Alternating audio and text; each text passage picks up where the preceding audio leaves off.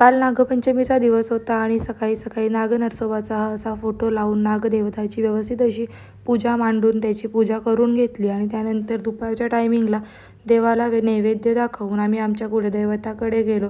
कुलदेवताचं दर्शन घेतलं आणि आम्ही आमच्या गावामध्ये डोंगरात एक नागदेवता येतो. नागपंचमीच्या दिवशीच ते नागदेवता दिसतात. त्यांचं दर्शन होतं. ते करण्यासाठी गेलो, पण रस्ता एवढा खराब होता की जाण्याआधीच आम्ही विचार केला की नाही जायचं, कॅन्सल करूया. पण तिकडे कन्स्ट्रक्शनवाल्या दादांनी आम्हाला चांगला रस्ता करून दिला. तिकडनं आम्ही चढून खूप वर गेलो. फायनली खडतर रस्त्यातून कसं तरी आम्ही वरती पोचलो आणि देवाची पूजा केली. ही गोष्ट खूप म्हणजे खूपच जुनी आहे, आधीपासून आहे. पण हा नागपंचमीच्या दिवशी हा नागदेवता सर्वांना दर्शन द्यायला याच ठिकाणी दरवर्षी येतो. तुम्ही बघा, जर तुम्हाला दिसत असेल तर मी दाखवण्याचा प्रयत्न केला आहे. त्यानंतर नागदेवतेला दूध अर्पण केलं आम्ही आणि तिकडनं निघालो. हा बघू शकता तुम्ही, अख्खा गाव आमचा दिसत आहे. तिकडनं खूप मोठं, खूप वर चढावं लागतं त्यासाठी आणि त्यानंतर तेवढंच आता उतरायचं आहे. ती मोठी कसोटी आहे.